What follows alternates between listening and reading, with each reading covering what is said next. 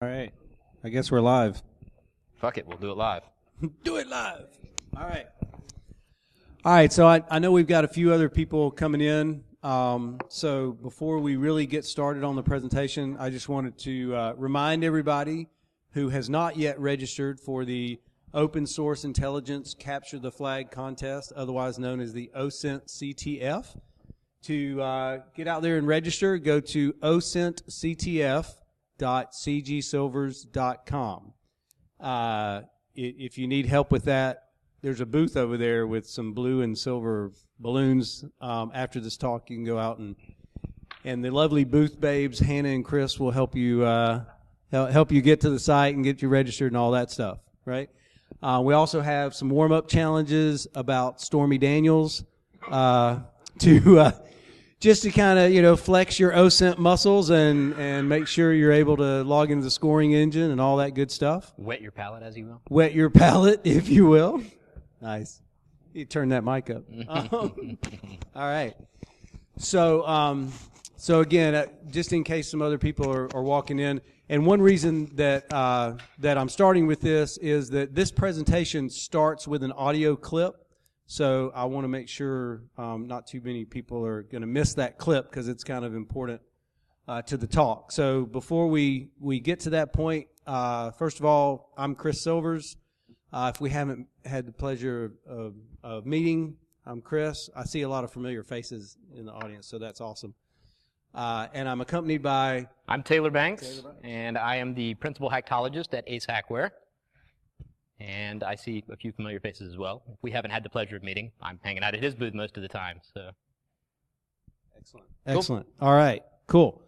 So we also another little thing. We also have a few swag packs to give away at the end of the talk for particularly intelligent, insightful, or humorous questions, depending on how many bags we have left. All right. So several up here. All right. So without further ado, we'll get going. We checked audio levels. We're good. Yeah. Let's hope. We'll find out in a second. All right. All right. Here we go. Ah! Fail. Fail. Fail. Okay. Okay, we'll do it live. Hold on. Do it live. That's right. That's what we get. All right. This is the same audio we tested a minute ago. Yeah, of course. All right. Let's try that again. No? Nada. Should I power on the speaker? Yes, you should power on the speaker. It's kind of important. All right. I don't know what kind of volume we're going to get. We can mic that, though. Here. Yeah, we can mic it. The speaker.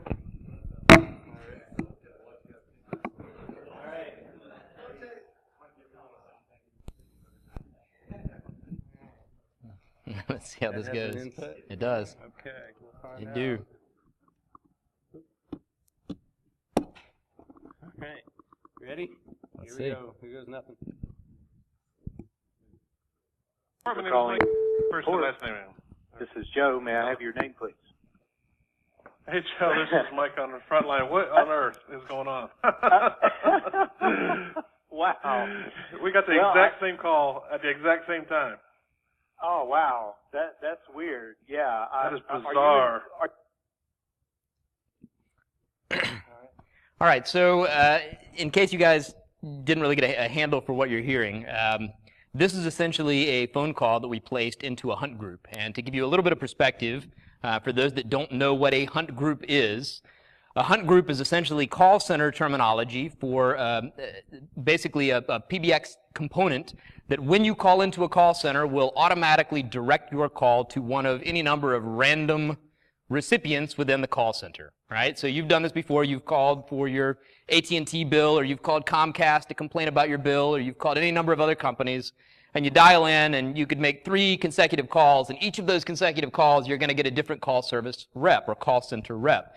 In some cases, this is within the same facility. In other cases, those call center calls are actually distributed globally. So you might get one call, you'll talk to somebody in the Philippines, another call, you'll talk to somebody in California, and a third call, you'll talk to somebody in Texas. So that is the premise that we are taking advantage of in this presentation and in the call that you just heard. So Where did this come from? Where did the idea for this come from? Well, my name is Taylor Banks, and I am a freakaholic. The year is 1985. Hi, Taylor. The year is 1985, and three-way calling had recently been introduced. I had the desire to be the world's greatest computer super hacker and the world's greatest phone freak. I've never been arrested for a computer crime, so I was either really good at what I did or really shitty at what I did. I'll let you decide. But either way, I really enjoyed phone pranking. And when I first discovered three-way calling and realized that I could use this against call centers, I had a blast for quite some time doing exactly that. Initially, this actually began with the home shopping network. So I used to use three-way calling. I would dial the home shopping network. I would immediately click over on the line, dial the home shopping network again, and connect two of the home shopping network representatives. So they'd both answer the phone call, and within maybe a second or two of each other, they'd say, "Hey, thank you for calling the home shopping network. This is Bob. Would you like to buy the diamond?" Now, initially, it was kind of stupid. I'd get some weird calls. People would hang up. But after a few phone calls, all of a sudden, the people in the rep would start to realize or believe that their phones were misbehaving, that things were acting improperly. So as I would sit and listen, these reps would begin to talk amongst themselves. So they'd talk and they'd say, "Oh, hey, Bob, that's so funny. I'm Jane. I'm in the Austin call center. Where are you?" "Oh, I'm in the Austin call center too." "Oh, stand up and wave your hand." "Ah, hey, how are you doing?" "Ah, that's so funny." So this is great. I had a great time doing it, at least briefly. It got old kind of quickly, but then I realized that I could also then potentially inject myself into these calls by emulating their very simple pattern. So I would then call up, and as soon as somebody would answer, I wouldn't use three-way calling. Instead, the moment somebody would answer, I'd say, "Thank you for calling Home Shopping Network. This is Nancy. Would you like to buy the diamond?"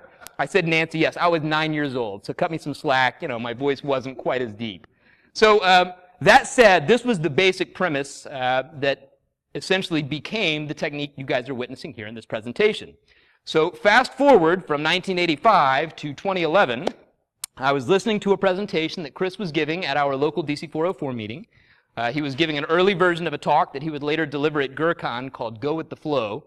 And in that presentation, he was playing back call recordings from an engagement he had done where he had basically done social engineering and used patter to manipulate individuals on the phone. Listening to these calls, at the end of his presentation, I said, "Hey, I've got this really killer idea. While three-way calling isn't what it used to be, I wonder what would happen if we applied this same technique to information gathering for the purpose of social engineering." Enter Chris Silvers. Yeah. So in that discussion, we just started kind of thinking, well, how could this be weaponized, right? Isn't that really what we do, right? We analyze a process of how it's supposed to work. We think about ways that it might work otherwise, right? Like abnormally. And then the next step is weaponize. So how could an attacker use it? Well, obviously, they could use this for reconnaissance, right? Just to get that pattern of, oh, they've got people in Austin, they've got people in Hollywood, and they're using this ticketing system or whatever, right? But could it be leveraged for credential harvesting? Right? What if one of the agents was to direct the other agent to a website where they had to log in, right? Maybe you're spoofing their ticketing system or something like that. Or could it possibly even go to the point where one of the agents says, "This has been happening a lot," convinces the other agent to go to a website, download, and run an executable, right? Maybe, right? So fast forward a few more years of doing more phone social engineering, and I finally came up with a client who had the maturity in their security awareness and a really large, distributed call center enough to where this might be a viable scenario to be able to try it out, right? And they were gutsy enough to let me do it, right? So then, of course, I had to come up with a methodology because in penetration testing, yes, we're simulating attackers, but we're sort of bound by a methodology, right? We have to explain to the client, here's what we're going to do. So it kind of came out with this idea of, first of all, is the initial injection, right? Once I'm comfortable pretending to be an agent, do a little passive reconnaissance, in terms of telephone, this is just kind of playing dumb and just seeing where it goes. Or how do I say it? Go with the flow, right? Go with the flow of the conversation. But then after a while, once that comfort builds, actually start trying to guide the conversation over toward maybe some credential harvesting or something else, right? And then finally actually exploiting it and taking that next step and getting the other agent to download and execute, to run an executable, right? So what we're going to hear is the first stage, right, is just the initial injection. And the goal here to this call is really and truly just to get a feel for the environment, not really pushing hard or anything, to make sure we don't get caught.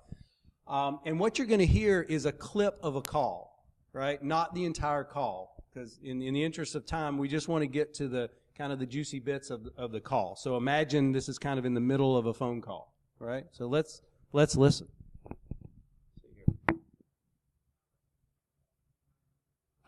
Logged on. I'm in Exchange support. BizApp support. Right. Did you have was there another call a few minutes ago? Because I noticed one of my coworkers received a call. Now the telephone number that comes up in the call that I have from you right now is actually Right. support. It's 1-800. So I was looking at this. I'm like, well, how am I getting a call from us? Right. But I'm not familiar with that. The phone system that you're using. I mean, I have a desk phone that's Right. It's like a Polycom desk phone. Well, that's weird. And this actually happened to me like yesterday. I got like a call from Joe. He's over on the phone side, the phone support side. Something to mention to team captain, and maybe have the PBX team look into it. All right, excellent. All right, so what were we able to gather just by kind of playing along, right? We got Exchange support, BizApp support, so some internal terminology. He's on a Polycom. They call their supervisors team captains, right? PBX team. By the way, did anybody pick up on kind of a red flag that might have alerted them to this is kind of a little strange? Anybody notice kind of early in the call? No? Okay. So he said, I don't see you logged on, right? Well, I made the mistake of claiming to be in the same unit that he was in, potentially in the same room, right? So I learned on my next call, okay, I'm going to say I'm in a different area of their support, right? So that the chances of us being in the same room are slimmer, right? To avoid him standing up in the cubicle and going, Joe, where are you? Joe, where, that kind of thing. All right. So moving right along, at this point, it becomes actually just kind of staying on the phone and just trying to stay engaged, right, with whoever I'm talking to, and just hoping that more intelligence will come. So listen in here. Because I'm using the soft phone. I am too. Yeah? Huh. Well, that's weird. I'm on my PC. On my laptop. Me too. Me too. Yeah. I wonder if it's happened before in the past. It's happened before in the past. Something with the hunt groups where sometimes their route calls weird. Right. But I use three different browsers. It has nothing to do with the browser. I've got Chrome, IE, and Netscape or Firefox up. Huh. Well, that's Mosaic. strange. Are we supposed to report this or something to somebody, or? Nah. It just happens. I love that. It's nah, it just happens. Okay. Yeah, this guy was nice, right? So picked up some more pieces of information, right? PC laptop. The term hunt group is familiar to them. He's using Chrome, IE, Firefox, that kind of stuff. I'm going to add one thing, and I think we'll actually cover this in a little bit more detail later, but I think it's a pretty appropriate point to interject this as well. So something that you saw happen in that second call was the individual that was reached was already a little bit disarmed, right? He says, no, this happens all the time. Don't sweat it. It's not a big deal. And so in essence, by having done this multiple times, and I'll point out that we've got about 85 other calls worth of data that weren't from an engagement Chris did that I was doing when testing to make sure this technique would work in this particular fashion. But given that, having multiple calls back to back, you can see the disarming nature. People they're getting used to the fact that the phones are misbehaving. They're getting used to the quirks and multiple reps getting connected together. And so, again, there's kind of a lowering of the guard as this occurs. Yeah, absolutely. And the expected progression is that it will become socialized and people will expect it, and then it will become an issue that someone needs to do something about, right? And much like the go with the flow, it's sort of like, bugging them until finally they decide to do something about it, which is what I want to happen as the attacker, right? So the next step in this is actually to start leveraging that conversational lubrication, right? To kind of leverage that to start actually guiding and maybe a little direction on the conversation, right? So here's where it starts to get real. Line right now? Probably not. No, I guess not. Strange, Well, yeah. that's weird. Are you using a PC or are you on a Polycom? I'm on both, actually. The call came through my Polycom, like a regular hunt group call, so I just kind of just picked up. And I mean, there's account info here, but I don't know why it's there. The number's calling from our regular support phone number, though. Something's going on. You're not on a Mac, are you? No, I'm on a just regular Windows 7 machine. Yep. Do you have any like customer info on your screen? No, I don't. It came up and it was saying, ask for customer ID, or account ID. So, that's weird. Okay. Who's the supervisor over there? Because I'll get my team captain to get in touch with them. Yeah. Okay. Withrow. Okay. All right, so you can see starting to use their own lingo against them, right? Just to kind of keep that authority in place, right? That trust relationship, and of course, getting a few more pieces, account info on screen, Windows 7, his supervisor's name, that type stuff. And here's another one where this next call, there were a few more like this that were directed, but this next call was the one that really tipped me over the edge. What's going on here? You want to talk to tech support? I guess so. I mean, I'm with the Exchange Group, the Biz Apps, but I don't know. I mean, would I need to escalate that to voice services maybe, or aren't they in charge of the next gen? Or ISA, internal? That's a good question. Yeah. Like, I got the really little weird. PCX picture of your incoming call that says, caller ID 800, and it says call from voice onboarding hunt group. Are you home support or you there in the office? I'm working in the office. Huh. That's weird. I mean, it happened at the beginning of my shift. Did you just come on or? No, I've been here since 7. Yeah, because like I said, Troy, I think he said that he had just logged on, and that was, I mean, you hadn't logged off and logged back on or something, had you? Yeah, I just came back from lunch. I just logged back into the queue. Okay. Well, that might explain it. It might be like when you first log in. All right, so I was hoping Joe Gray's not in here, is he? Okay, I thought maybe there were some flags there that I got just kind of for the funsies, of finding out, that when she came in and when her lunch break was. That was just kind of, as you can tell, you can probably hear it in my voice. I was becoming more confident, right, with the whole conversation. So to review, she talks about tech support. She called it ISA, and I was able to, with a little other OSINT, figure out what ISA stood for and all that kind of stuff. And then her office location, her break and all that stuff.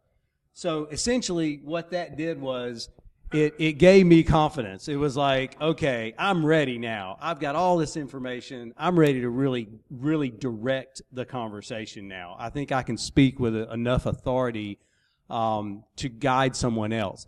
So this one's a little bit longer because I wanted to kind of show you a little bit more of the call, the setup itself. Thank you for calling onboarding. This is Tyson. May I have your name, please? Hi. Hello? Think we must have. Hello, can you hear me? Yes. Can you hear me? Yeah, I think we must have gotten crossed because I'm with the advisor team, so I'm not sure why the call came through to both of us. That's weird. This is Tyson. I'm with onboarding. The Hunt group just showed up. Okay. I'm sorry. What was your name? Renee. Renee? And yes. And who are you with, Renee? I'm with. Oh, okay. Yeah. That's weird. Yeah. Are you in voice or biz app? Well. Okay. Yeah, the call came to me as well. Okay. Well, that's strange. This actually happened yesterday, but it was another onboarding call. So it was another onboarding tech. Okay. I actually have a ticket open with ISA on it. Oh, okay. Yeah. I spoke with Howard. Did you? And he wanted to find out. Are you using the new next gen phone system, the upgraded system? No, I'm using the old system that I got like 3 years ago. Wow. Okay. So you're just using the Polycom instead of the browser plugin. Correct. Mhm. Okay. All right.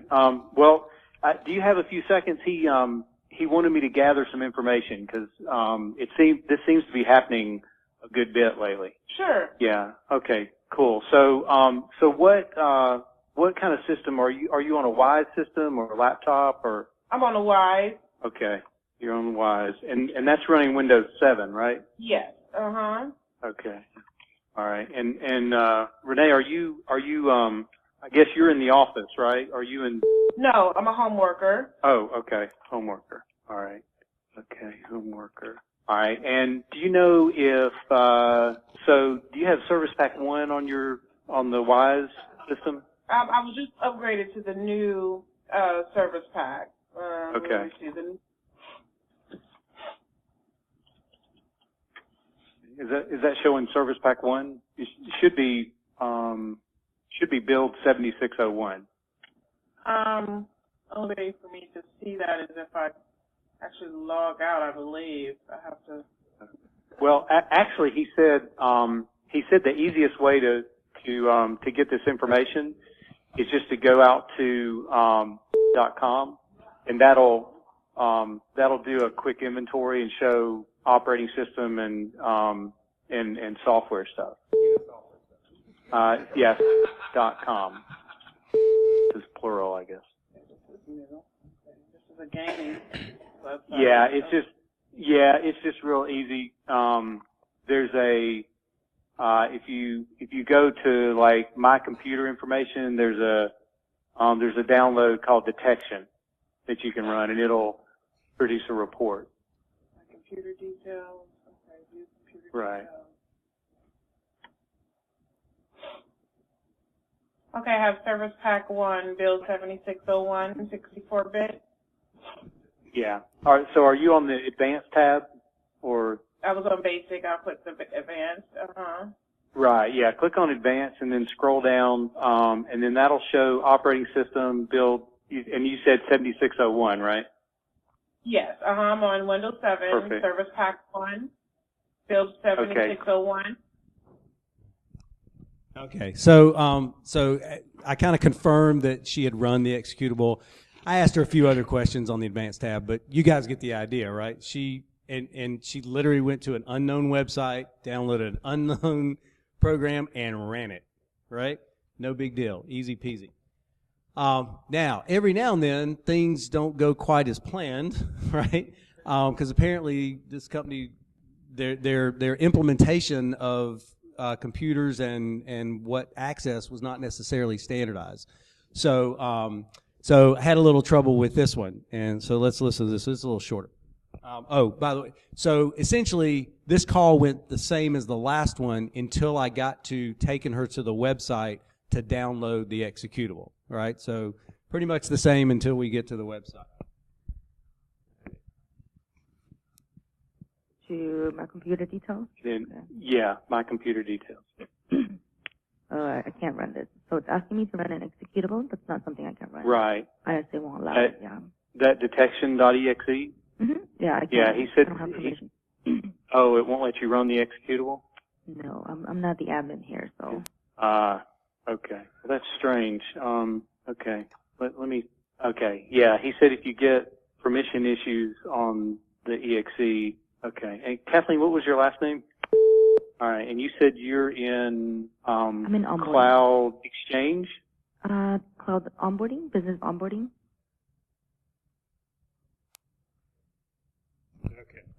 So I continued to ask her a few more questions just to kind of make it, a little more real and to have a smooth exit. But she was not able to run the executable, right?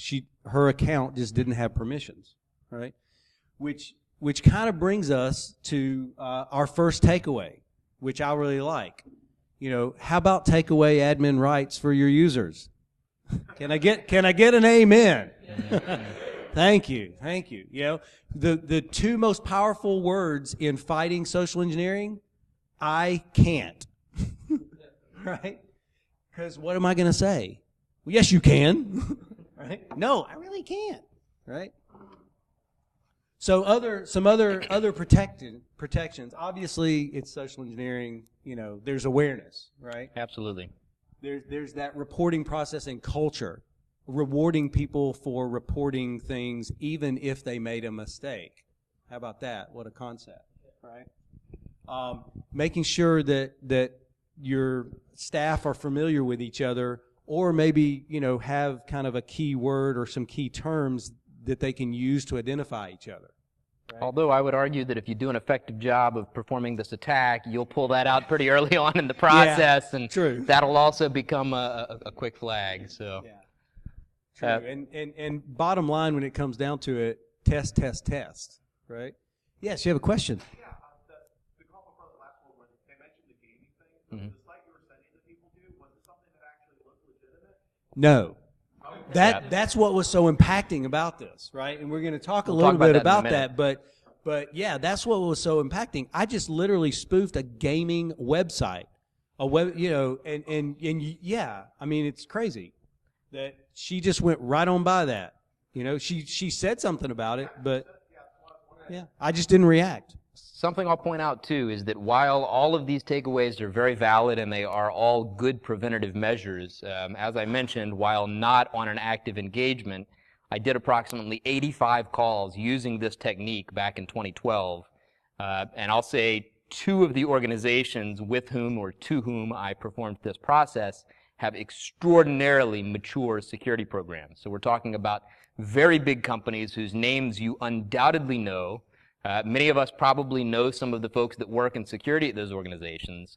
But because I was relentless, because I performed this process so many times, it became unsuspicious, right? It really appeared to be glitches in the PBX. And I mean, the reality is, who of us here have not had a problem placing a call that's resulted in a crossed call or some mix-up or some PBX error? So if you're relentless, you'll find that even good security awareness culture can ultimately be defeated.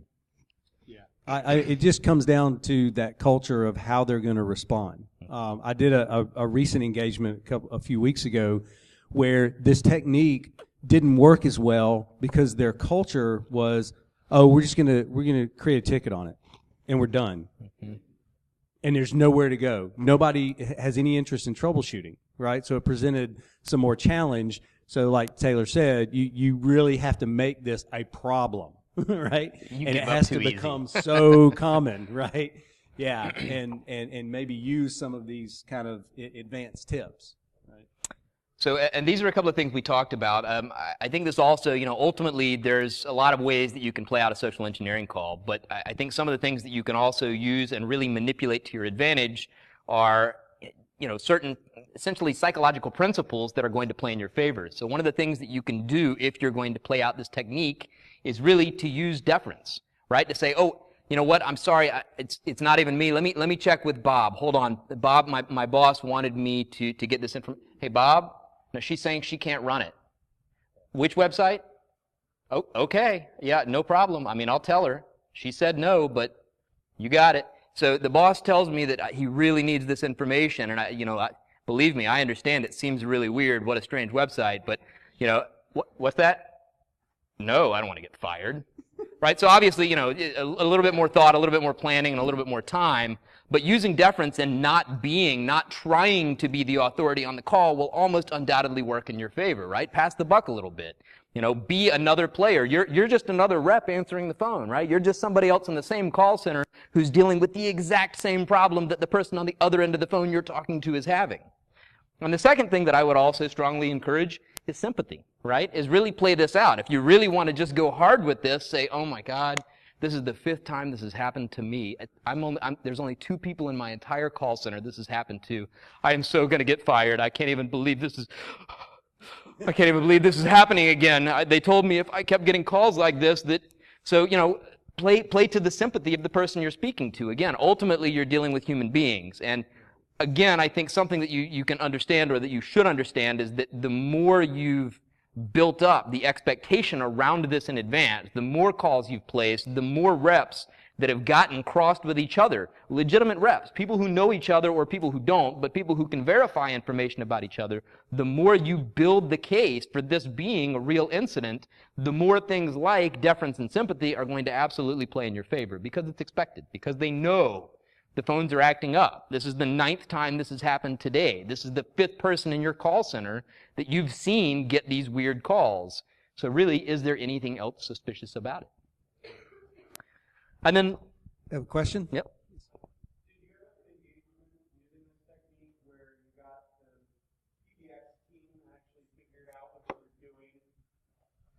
No, absolutely not. In fact, the engagement that I was mentioning, where I was kind of having some trouble, I ended up kind of changing tactics and called pretending to be a representative of the company that helps them with their phone systems, and which I was immediately transferred to a supervisor, which is usually the kiss of death, right? When they transfer you to a supervisor, the call's done. But this supervisor just started spilling the beans to me, which I wish I would have figured that out earlier, and just started telling me all this stuff about what they had done to troubleshoot the problem. In fact, even started telling me about all these robocalls that they had been getting, and that those were an issue as well. So it just provided more and more avenues to that. And it's weird. On that same engagement, I tried to inject myself a little bit early in the process, and didn't realize that the person I was pretending to be sat in the same room as the person I was talking to. And halfway through the conversation, the guy went, "Why are we talking about this on the phone? I'm just going to come to your desk." Click.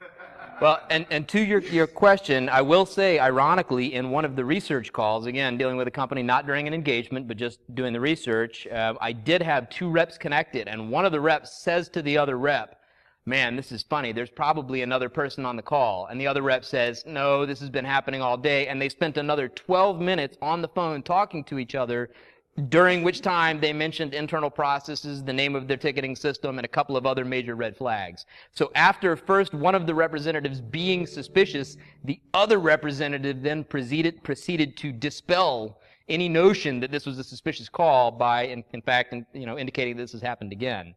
And I will say, in a somewhat of a similar manner, at another one of the research calls, I actually connected 2 executives' assistants. So not anybody in the individual technical departments, nobody in IT, but these were assistants to information security executives, and they connected, and because they knew each other, and because their company had also been having PBX problems all day long, they then proceeded to spend about 35 minutes on the phone together, talking about internal details and talking about things that would be information exclusive to these particular executives' offices. So the fact that they knew one another and were in the same building in that particular case actually, to a certain degree, worked to the advantage of information gathering on that particular call. So it's odd, but again, I think part of the success in that also is how relentless you are in building the case for this being a real issue. If you do one research call, or you only connect 2 people and then you inject, you probably have a stronger possibility of getting busted because it doesn't seem normal yet. It hasn't become part of the process. The one other thing on this slide that I'll point out too, and somebody asked the question, was this a legitimate looking site? Not only was it not necessarily, it was a gaming site, but the other thing that I've done both in research phase and that we've talked about doing on engagements is going after and using early vocent flags to then register a domain. So again, in the research phase, one of the companies that I was dealing with, one of the earliest things that they dropped was they dropped the name of their internal ticketing system, which was relatively unique. It was kind of specific to the company that I was doing the research with. So I went out and registered that name, support.com, right? It cost me $7, and now for $7, I had a domain that essentially looked like the name of their internal ticketing system. So even though theoretically they should know how to get to their own internal ticketing system, if I then proceed to try to lure them to this offsite third-party domain, it's much less suspicious because it essentially mirrors internal lingo that nobody except the folks within their internal technology departments should even know, much less, you know, be able to go get a domain for. And adding to that, pretty soon GDPR is going to be, you know, removing a lot of that who is data, so it's just even easier to get away with those kind of things. All right. So, any other questions? Sorry. Yes.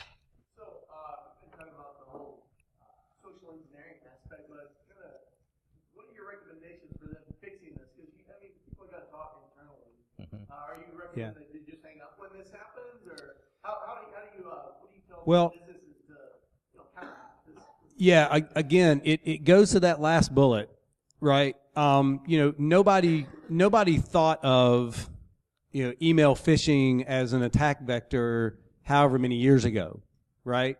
So everybody was really vulnerable. Now, a lot, you know, it's pretty widespread that companies are getting more and more savvy to especially basic email phishing techniques because they've tested and they've raised awareness. So, you know, I think that it's partly awareness that this type of thing could happen.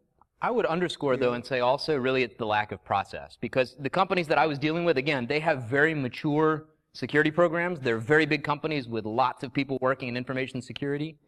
But, you know, for all intents and purposes, this is kind of a new vector. I mean, it's not, again, flashback to 1985, would you like to buy the diamond? But the reality is most companies haven't considered the fact that their own internal technology representatives might be used against themselves. Right. And so really the lack of a process around this is part of the problem. If there was a process wherein they said, oh, no problem, we've been having this issue all day, hold on 1 second, let me verify some details. What was your name? What was your employee ID? Right. What's your PBX extension number? What's your department name? So, you know, again, if that information is then gathered by the internal representatives, it's a whole lot easier to kind of quash the notion that the person on the other end of the line is indeed a legitimate representative. Yeah. And of course, you know, nothing's perfect, but again, these are just kind of mitigating factors. Mm-hmm. But do you have a question up front? Yeah, I was just going to say, you ran into a little bit of a stop when you have an organization that their immediate response is to just open up a ticket. Mm-hmm. Well, depending on the size of the hunt group that you're calling into, if you get 50% of the hunt group to open up tickets, mm-hmm. that opens up another vector to say, hey, this is Bob, I'm calling from ISA. I saw a ticket you opened up. Yep. And did that as well. So that even using that as kind of a defensive measure, there's still an easy bypass. Right. Yeah. I mean, again, it's you can mitigate, but you know, because this is, I think the term we used was a vocent. I've never heard that before, but we kind of came up with that idea that it's kind of live intelligence. You know, each call is just adding to it. So even if they have some verification of each other, well, I'm picking that up too, right? So then I can simulate it. And that was what happened on this last call. Is we had a conversation afterwards, and the next step was, okay, so what if you pretend to be the support, right? What if you pretend to be the company that makes the PBX, and you call in and say, hey, geez, we heard you're having all these PBX problems. I'm Bob from PBX support. Right? So ultimately, a lot of vectors get opened up. And again, one of the things that I'm going to really hit hard is, you know, in making this work in practice, in my research and my experience, what I found is the more you connect internal reps before the injection phase, the more likely you're going to be to get more information later on, and the more likely it's going to be successful when you then inject yourself into the call. At some point, somebody needs to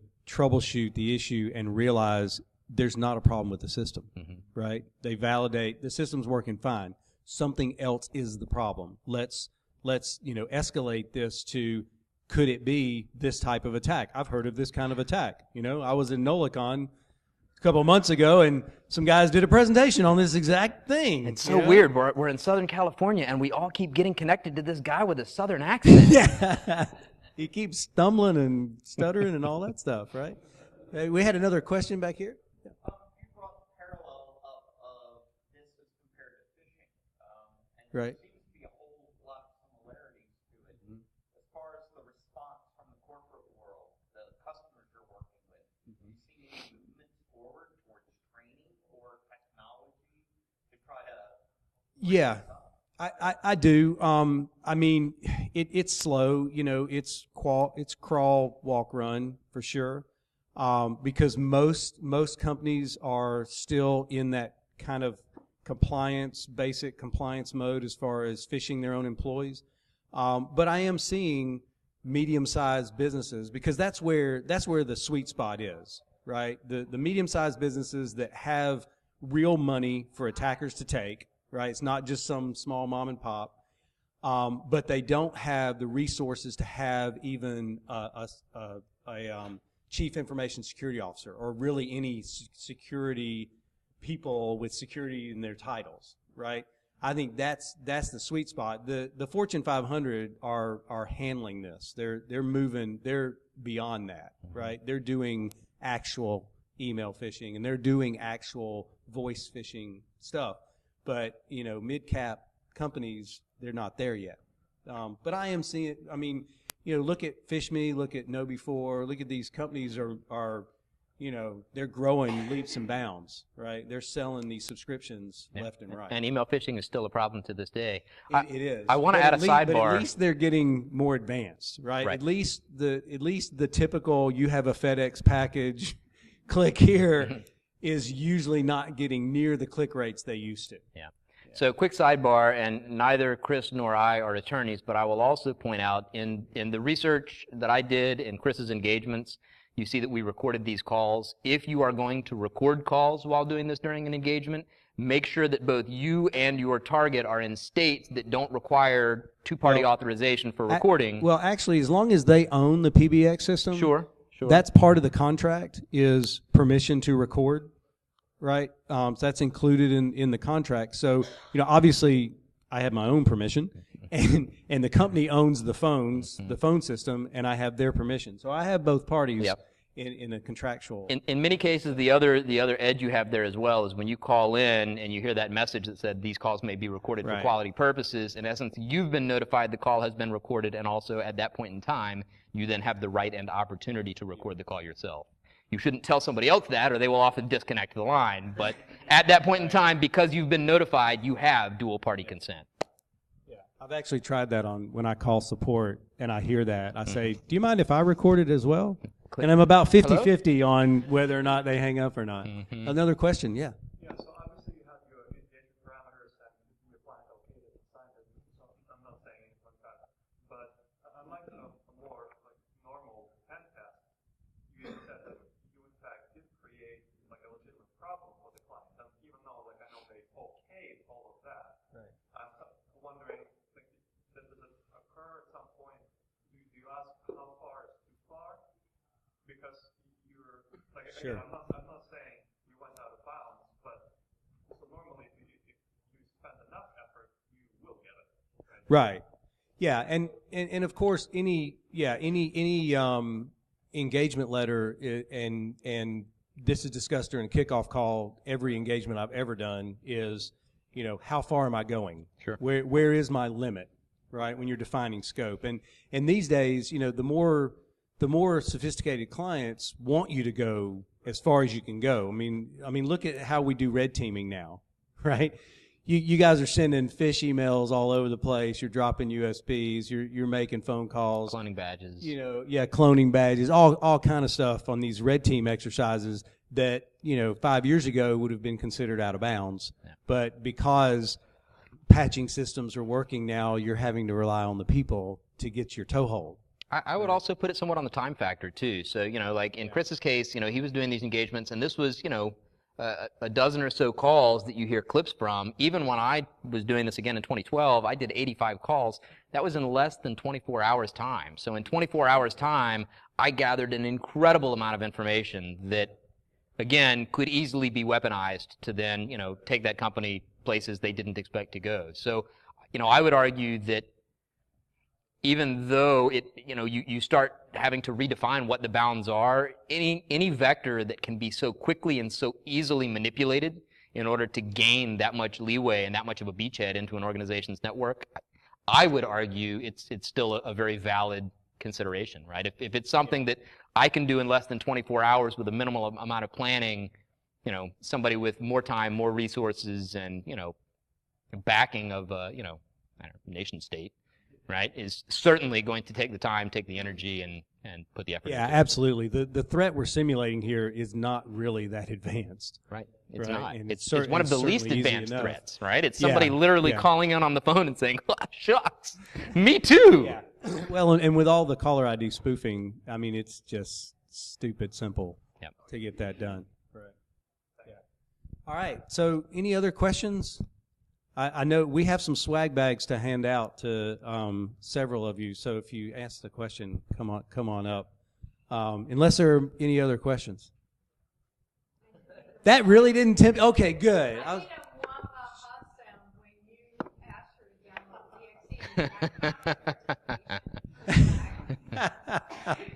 Yeah. I that is a question. Well, I'm glad you had an aha moment, right? Because that's what it's about. Right? A mwaha, yeah, that's exactly. Even better, right? We could make $1 million with this, right? Yeah. It kind of ruins your pretext if you do that. If you go, download you on the lasers team. Excellent. All righty. Well, thanks everybody for your time. For coming. Come by the. Don't forget to come by the booth and.